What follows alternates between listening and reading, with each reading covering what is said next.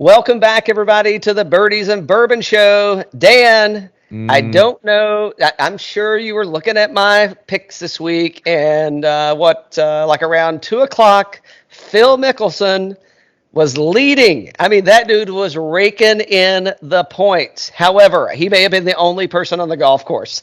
So the good news is I think he was like 61 or 200. It was 6,000 something. So it wasn't expensive. But that's not where I want to go with this. It's not where I want to go. And he did not have the glasses on today. I mean, are they not polarized? I mean, I wear glasses when it's cloudy outside. I mean, what's the deal, Phil? I'm sorry, I actually didn't see him. He wasn't in the featured group. Yeah. Hold on. All right. So where do I want to get into today? Here's what I want to unpack. So, and I think it is talk about a play on words. Yeah. Monahan has got to be just livid and pissed off about this thing. The PGL. All this FaceTime that Phil is getting at 50 years old, getting ready to move to Florida. Hey, you know why he's moving to Florida? It's going to be easier to make it to all those events. Ooh, in the Premier Golf League. Better airport than San Diego, Miami. So I certainly don't think West Palm or Palm Beach is a better airport. Oh, he's flying out. He's private, man. He's flying out. He's private. Ricky gave him a discount code for Wheels Up. Okay, because I was thinking he was retired, maybe start cutting back a little bit. Oh, no, not Phil. Not Phil. No, I'll just start selling sunglasses. And he's like, I'm not going out there to play with those old farts. I can still compete. So that's at least what this one gets day. down to. That's what you and I have been talking on and off about this thing for a while. We're like, what's Phil going to do? I mean, he just turned 50. He had that great event. He loved that place down in Florida when he went down to play that camera. that medalist. He was like, oh, my God, I love going down here and playing with this, with Tiger and these guys. But is he going to join the Champions Tour? I mean, what do you think? I mean, open it up. What do you got here? What do you got? I mean, so I guess we can get into it, but tell us a little bit about the Premier Golf League. Well, I don't think he shunned the Premier Golf League. Rory definitely did. Rory said, "Oh, no way," because he's chasing a pipe dream. Rory's chasing something that he is never going to get to. But man, hey, Rory, even though you're letting me down today, you're going to make the cut. And I think he'll turn it around a little bit, kinda, but I don't know. I mean, the Premier Golf League, it's you got the stats on it. What do you got? What is like the 48 players? Yeah, so it's just a different type of league, and the Premier Golf League, the PGL, which is very catchy. I wish we would have come up with that, but come on, I know, Oh, you didn't get the letter in the mail? I didn't get the letter. No. So it's the world's 48th best players that will play 18 events, 10 in the U.S., 3 in Europe, 3 in Asia, 1 in Australia, and 1 in the Middle East.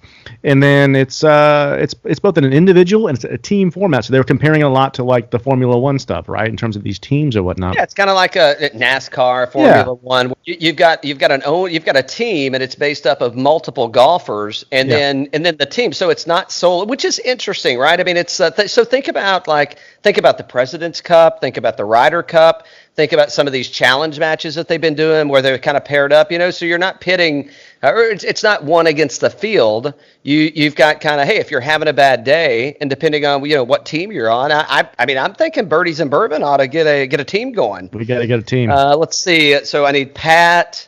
I need, listen, hey, and I'm telling you, man, you know why they're playing in Australia, right? Oh yeah! They're courting Adam. AS, my boy, and he has not sounded off negatively. He's been, I would say, support. And listen, you either love it or hate it, and he hasn't said he hated it, so that means he loves it, right? Yeah. So, and especially with all this COVID stuff, I mean, just think about. Especially right now. I mean, so and we're not dogging anybody out, but I mean the commentators and just the lack of awareness on how the PGA could be, I'll get into that in a second. That's another can of worms. But the lack of the PGA building off of the drama that just organically exists in the golf environment. Yep. However, do you think that they're doing this so they're catering to these golfers so that they don't up and jump ship? Because listen, what's this going to look like post Tiger? That's the thing. We're talking about a post-Tiger world. Tiger's still fairly young. He's like 43, 44. And he's not going anywhere anytime soon in terms of the majors. He's got to compete there. But Phil could Phil be the first one to jump ship. So we're talking about here tournaments with 3 rounds. So again, not 4 rounds. It's easier on my old ass body. That's right, right. With the first 2 being shotgun starts and a purse of $10 million apiece. So you're talking about some very attractive things. I think your boy Adam has been on the record saying this is a very interesting offer from the Premier Golf League. You know, and especially, so where I wanted to go was, I mean, think about this whole COVID thing. And you're traveling around in this bubble, and and it is. I think Rory came out and said, and I don't know I haven't seen. They haven't sent me a contract yet, so I don't know what it's going to look like. You know, I've got people that look over that, but you know, Rory's like, you know, I make my own schedule. I do what I want to do. I play my own game. Blah blah blah. Right. But it's like, hey man, if you're a professional golfer and you want to play golf, it's not they don't have the wraparound schedule like the PGA Tour. I mean, it's probably going to look like a wraparound schedule, but it's not going to be as many tournaments. I mean, they're never going to be able to replace. I think you said it the other day. I mean, you've got 4 majors that they're never going to be able to replace. I mean, and that is always going to be an anchor and a staple of golf. So you're always going to have that. Now, you are going to have some cohesiveness between the European Tour and the PGA, so that they can, you know, how are they counting points and how are they looking at that? Because you got a lot of people that might get discounted. But I'm telling you, I mean, I think this is crucial that that the PGA take note. And I'm not advocating that they go down this road. Right. I don't know that it works. I mean, it's like you know, the NFL, and then what did McMahon try to do? The XFL with football. You know, I mean, it was cute and it was like okay, but again, you didn't have the top 48 football players. I mean, you had the people in the Canadian League. It's like, I don't want to be in Canada. It's friggin' cold up here. Get me back somewhere kind of warm. So, but now you're going to take the top 48 that are going to have they're going to have venues that they probably wouldn't otherwise play on the on the tour, and that's where I think it could get a little tricky is the venue selection. So think about. What was it, the PGA Championship, I think, where Dustin Johnson, where he grounded his club in the bunker. I think it was Whistling Straits. I may have missed some of that. But anyway, my point is you've got some of those kind of the U.S. Open courses that are like real just squirrely, and a lot of people, you know, they dog them out over that thing just because of. So that's a good point, right? So you bring up the U.S. Open courses. You and I were at Shinnecock for the U.S. Open. It was U.S. Open, right? It was U.S. Open a couple of years ago.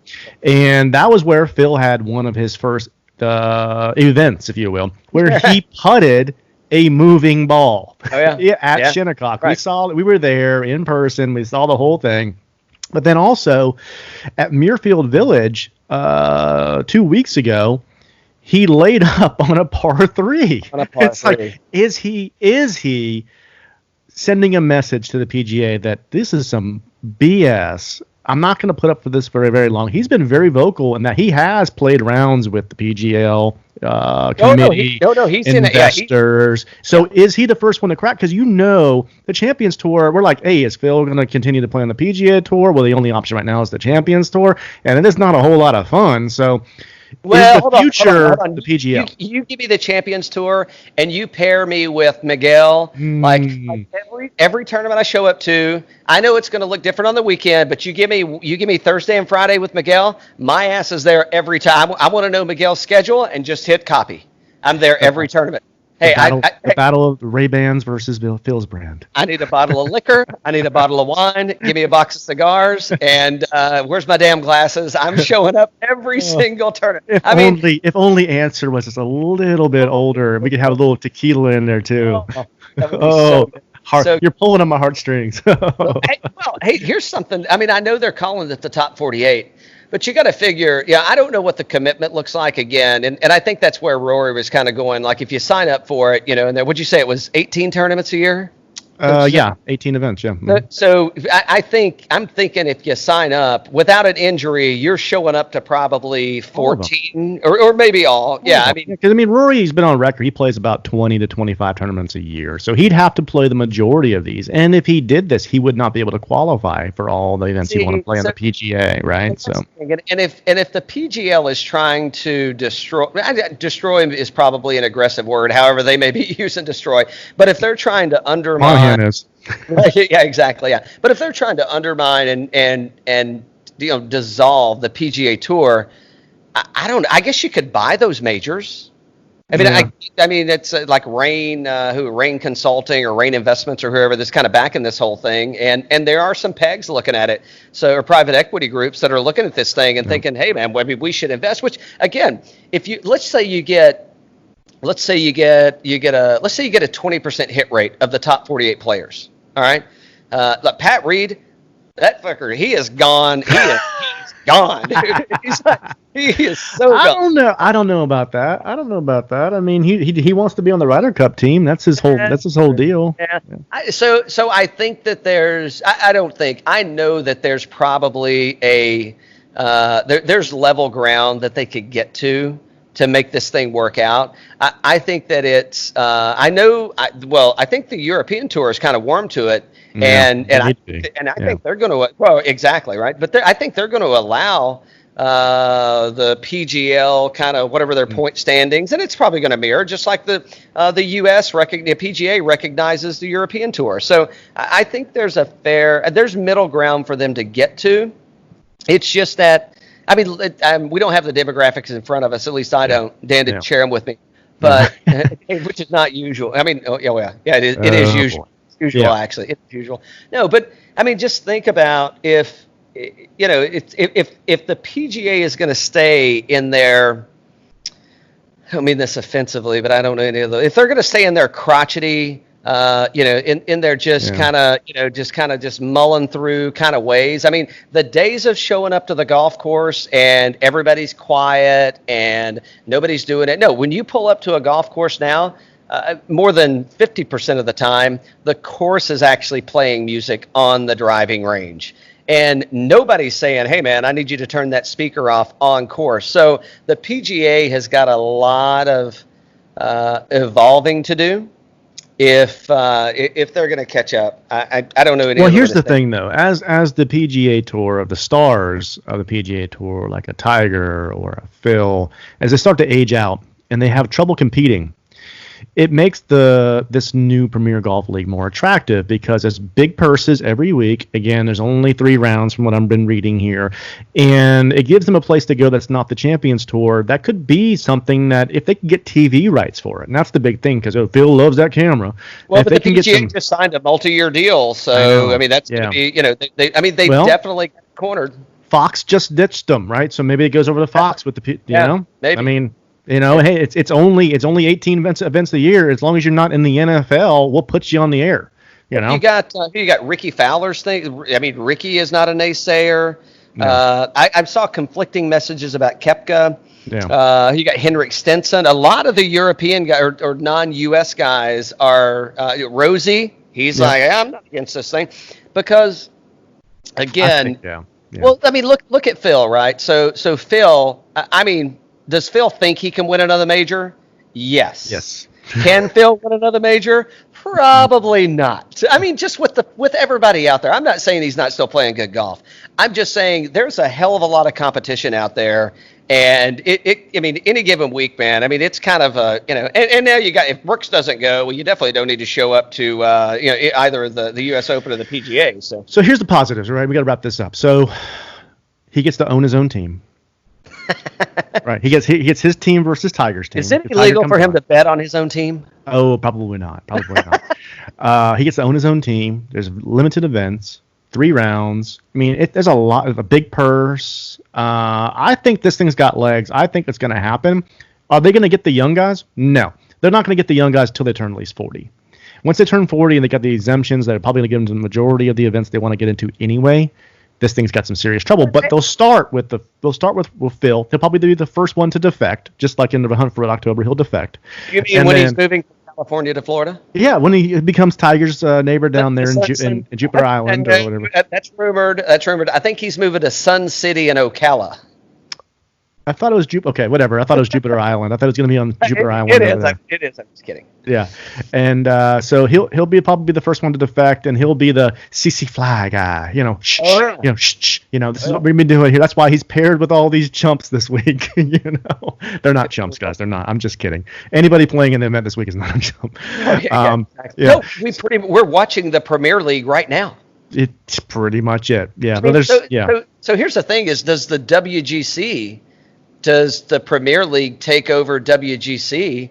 And now, I mean, because start, yeah. I mean, maybe it. I'm with you, man. I think it's got legs, and I think that the best road the PGA can take is to partner and not try to diffuse. Yeah. Because if not, the PGA is going to struggle, man. I think they're looking at this wrong. I don't think it's the PGA that needs to look at this in terms of competition. The Champions Tour is getting ready to go out of business. Well, exactly. Yeah. Well, so again, I don't know if I got this all out. I think you cut me off as usual, but you're probably rambling again. Oh yeah, it's possible. No, but think about it. So let's say you get like a 30% take rate, right? So what do you wind up with like 15 tour players, right? So you get Phil and Adam and Paul Casey, Rosie, Fowler. I mean, shit. Put Fowler. You can just put Fowler out there by himself, and it's a bigger draw than the PGA is. So, just ask him. Yeah, exactly. Yeah, which is commercial. No, but then take this. You pull Jimenez, which is still playing pretty good golf. You pull Freddie Couples if his back's holding up. I don't know Davis Love. That's probably questionable. But I mean, you've still got. Think about you got Rich Beam. You got Chris DeMarco that's out there. I mean, you've still got people that can. Jim Furyk, absolutely. I mean, Furyk was just competing the other day, and I think he was definitely in the top 10 at RBC. So it'll probably be like that guy at a casino when you go to a casino and somebody wants to play like three hands. That's going to be VJ. He's going to play 3 teams a day. he's going to play on all 3 of them. He's like, oh, hey, but can I get a late tea time? I got to make this Cornberry tea time over here down the street. No, he's going to play all 3 teams on this league. He's going to own 3 teams. It's like a multi-entry fantasy. It's like a multi-entry fantasy thing. So, all right. So anyway, I think it's got legs, man. We got to wrap this up. We don't make this too long, but a very interesting topic. I'd love to see how it develops. I think we're probably going to see more developments because we're near the fall and all that. But yeah, so if I gave it a thumbs up, a thumbs down in terms of does it have potential? Yes, 100% thumbs up. Yeah. What about you? Giving it a thumbs up, and I'll close with, does Fantasy National have any futures on this yet? I got to log in and check that out because they very well could. I don't know, but you talked about buying a team, and now that we're partners with Fantasy National, we'll definitely pick a good team. Well, a better team than what we have. Pre-partnership, I don't think I would have picked Phil for this weekend. Well, there you go. All right, guys. I'll tell you what. Till next time. Cheers. Cheers.